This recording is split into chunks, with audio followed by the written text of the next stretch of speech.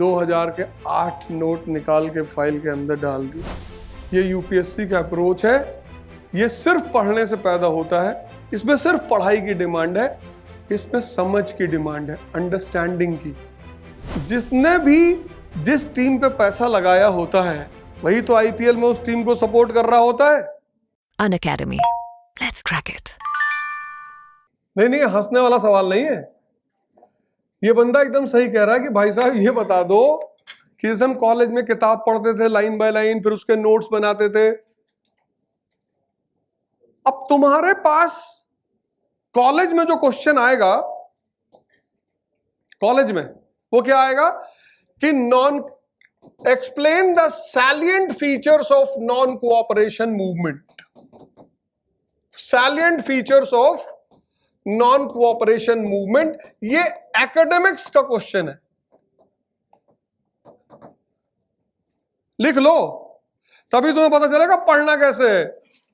बहुत शानदार क्वेश्चन है ये कि कॉलेज वाला अप्रोच है या कुछ और भी है। ये कॉलेज का क्वेश्चन है कि explain the salient features of non cooperation movement.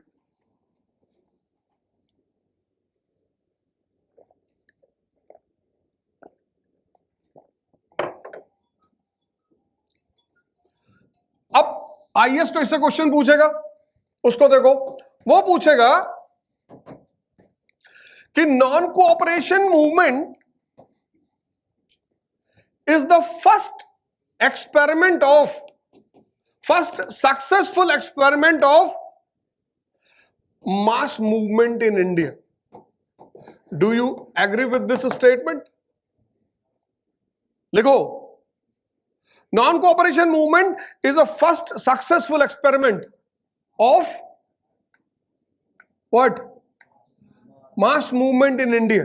Do you agree with this statement? अब इन दोनों क्वेश्चनों में क्या फर्क है?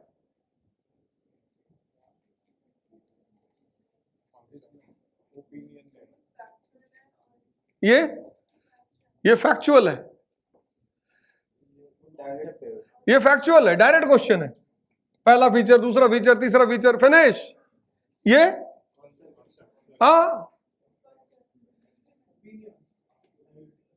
ये जो क्वेश्चन है ये थॉट प्रोसेस का क्वेश्चन है कि तुमने पढ़ा और उससे कुछ सीखा। जैसे न्यूटन का पहला लॉ है, a body at rest will be at rest, a body in motion will be in motion until and unless। ये तो पढ़ाई हो गई। इससे तुमने सीखा क्या? तुम एमसीडी के ऑफिस में गए, फाइल ले गए, वो फाइल तुम्हारी बाबू के पास रखी और तुमने उस बाबू से कहा कि साहब ये वाटर करेक्शन की, हाँ देख रहा है। फिर तुम्हें न्यूटन का पहला लॉ याद आया, A body at rest will be at rest, a body in motion will be in motion, और तुमने 2000 के 8 नोट निकाल के फाइल के अंदर डाल दिए। ये होता है सीखना।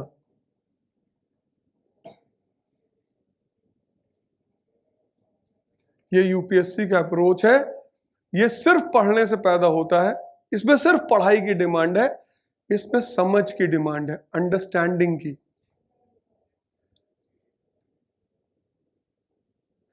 तो जो एकेडमिक के नोट्स हैं और यूपीएससी के नोट्स हैं उनमें जमीन आसमान का फर्क होता है।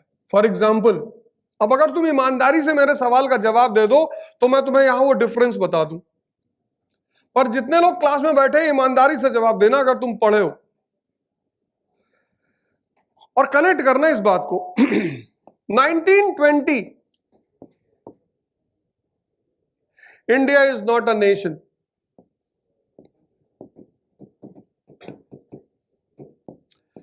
1920 में ये तो मूवमेंट शुरू हुआ।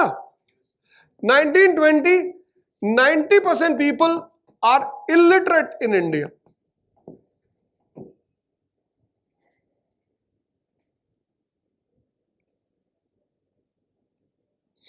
अब ये कंडीशन तुम्हारे सामने है, नेशन नहीं है और 90% लोग इलिटरेट है। और तुम्हें उन लोगों को बाहर निकालना है लड़ने के लिए। कैसे निकालोगे?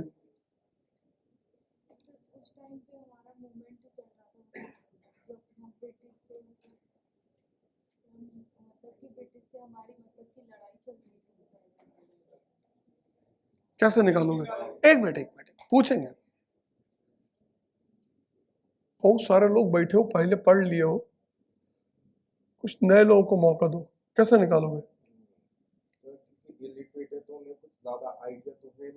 उनकी बात छोड़ो, तुम अपना बताओ अनुभव जीवन का कि किसी व्यक्ति को कैसे करीब लाओगे तुम अपने। लालच।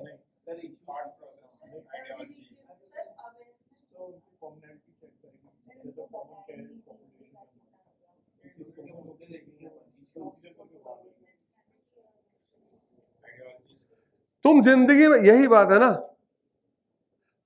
हाँ बताओ। अरे रिलीजन, अभी मैंने तुम्हें बताया, तुमने गौर नहीं किया, और गांधी जी ने उस फॉर्मूले को यहां लगाया।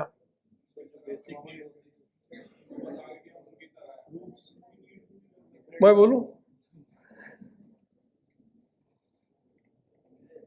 अभी मैंने तुम्हें एक फॉर्मूला बताया, तुमने उस पर गौर नहीं किया। R=I। किसी भी व्यक्ति को अगर अपने पास बुलाना है, बस उस व्यक्ति का इंटरेस्ट फुलफिल कर दो। जिसने भी जिस टीम पे पैसा लगाया होता है, वही तो IPL में उस टीम को सपोर्ट कर रहा होता है, और या फिर इमोशनली अटैच हो खिलाड़ियों से। यह सारा जीवन, सारा इंटरेस्ट का खेल है। तो गांधी जी इस सिचुएशन में उनको पता है कि यार नेशन के नाम पे निकाल नहीं सकते, लोग इलिटरेट हैं, कुछ और बता नहीं सकते, तो सबसे प्यारा फॉर्मूला लगाया इंटरेस्ट का। तो local issues from national platform.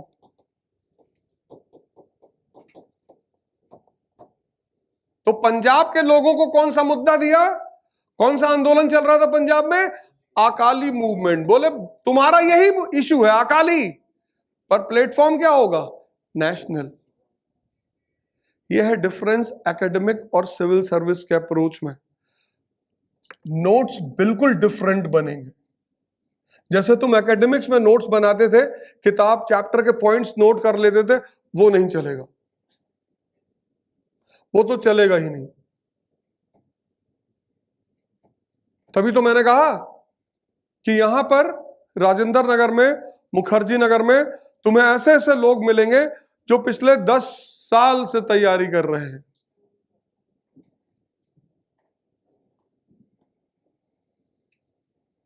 दस साल, it's not a small time.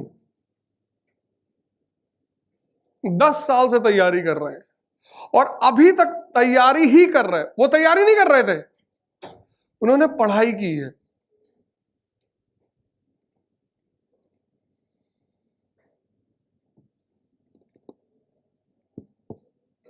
तैयारी तो की ही नहीं।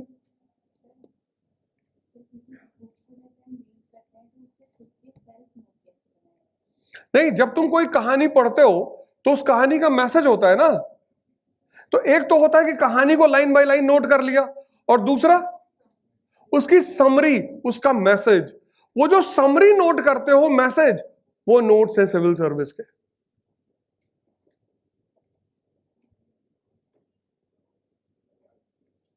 नई बात क्लियर हुई?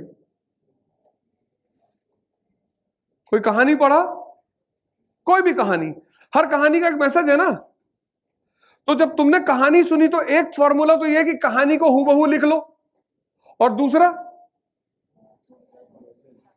मैसेज।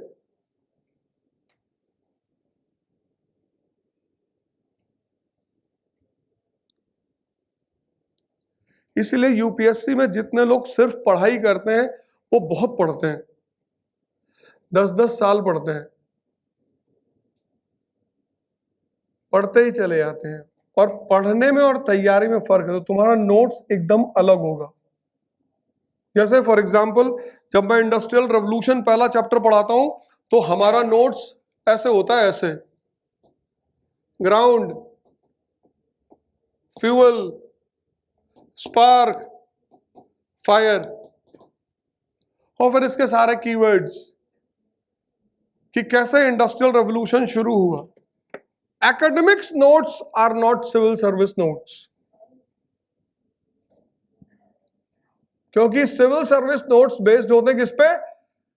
अप्लाइड नॉलेज पे। अप्लाइड, वो चीज जो तुमने पढ़ी है उसका एप्लीकेशन क्या है वो निकालना है।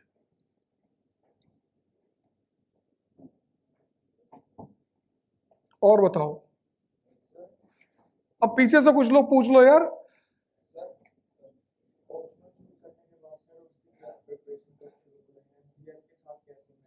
देखो 8 घंटे का टारगेट रखो,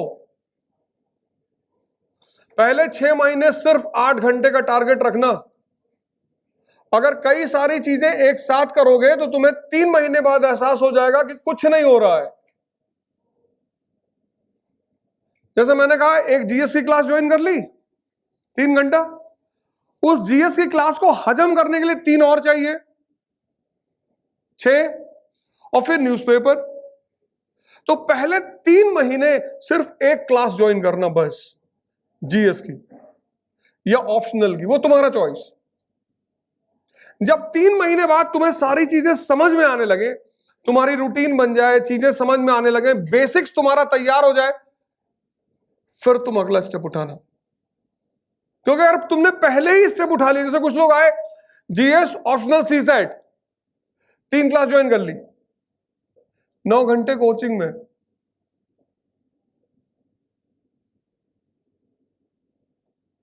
दो घंटे आना जाना 11, उसके बाद राजेंद्र नगर में उल्टे चल रहे रोड पे ऐसे ऐसे करते हुए।